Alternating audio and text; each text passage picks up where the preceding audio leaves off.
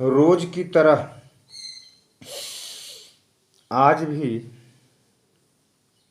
भारत भूमि को प्रणाम करते हुए, योग की प्रक्रिया को करते हुए, प्राण से प्रणव की आराधना को करते हुए मेरे हृदय में एक बात आई, एक भजन आया। जो हृदय में बात आती है और भजन आता है, उसको मैं अपने इष्ट मित्रों को जरूर शेयर करता हूँ। तो आज मेरे हृदय में जो बात आई, जो हम लोग, जैसे मैं रोज बोलता हूँ, जो करिए योग रहिए निरोग। मेरे बाबा जी भी रोज बोलते हैं, ये योग कीजिए। सरकारें हमें सब्सिडी देने के लिए बोलती हैं। कोई बोलता है जब मैं गैस फ्री दूंगा, कोई बोलता है मैं कुछ फ्री दूंगा। लेकिन हमारे बाबा जी बोलते हैं, जब तुम मुझे 2 घंटे का समय दो, मैं तुझे 100 साल तक जीने का स्वास्थ्य फ्री दूंगा। 80 साल तक जवानी और 100 साल तक स्वस्थ जीने का राज बताऊंगा तुझे फ्री में। लेकिन तू 2 घंटे का समय मुझे दो। और मैं बाबा जी की सूक्ष्म उपस्थिति को प्रणाम करते हुए योग शिष्य बाबा रामदेव अंगद प्रसाद सिंह फौजी अपने माता पिता कुल के पूर्वजों को याद करते हुए, इष्ट मित्रों को भी याद करते हुए, जितने भी हमारे इष्ट मित्र हैं सबका भला मनाते हुए मेरे मन में जो इच्छा आई, उसको मैं अपने इष्ट मित्रों को भेजना चाह रहा हूँ अपने इस भजन के माध्यम से। बाकी कुछ न कहते हुए मैं भजन तो गाऊंगा ही और भेजूंगा जरूर। जो मेरे मन में इच्छा होती है उसको मैं जरूर ही भेजता हूँ, शेयर जरूर करता हूँ। चाहे मेरी इच्छा सही हो चाहे गलत हो, मुझे तो सही लगती है। मेरे अंदर जो आकाशवाणी होती है उसको ही मैं स्वर देता हूँ। तो आज का स्वर ऐसे है, जब भगवान की शरण आने पे, यानी योग की शरण में आ जाओगे आप ना, तो ईश्वर की ही शरण में आओगे। माता पिता के आज्ञा में रहोगे तो ईश्वर के ही शरण में आओगे। समाज में अच्छे अच्छे काम करोगे तो ईश्वर के ही शरण में रहोगे। ऐसा मुझे अनुभूत होता है और इस भजन को मैं आज गाना चाह रहा हूं और लोगों को भेजना चाह रहा हूं। अरे कुछ न बिगड़ेगा तुम्हारा प्रभु के शरण आने के बाद, हर खुशी मिल जाएगी चरणों में झुक जाने के बाद। अरे कुछ न बिगड़ेगा तुम्हारा प्रभु के शरण आने के बाद, हर खुशी मिल जाएगी चरणों में झुक जाने के बाद। जब तलक है भेद मन में कुछ नहीं बन पाएगा। जब तलक है भेद मन में कुछ नहीं बन पाएगा। रंग लाएगी ये भक्ति, अरे रंग लाएगी ये भक्ति, भेद मिट जाने के बाद कुछ न बिगड़ेगा।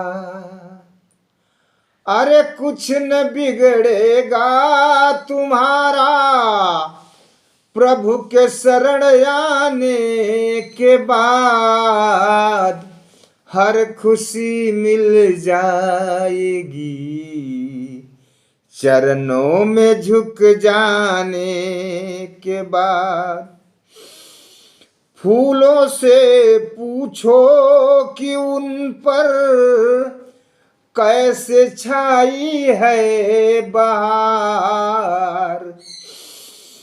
फूलों से पूछो कि उन पर कैसे छाई है बहार, कब तलक कांटों पे सोया, कब तलक कांटों पे सोया, डाल पर आने के बाद कुछ न बिगड़ेगा, अरे कुछ न बिगड़ेगा तुम्हारा, प्रभु के शरण आने के बाद हर खुशी मिल जाएगी, चरणों में झुक जाने के बाद।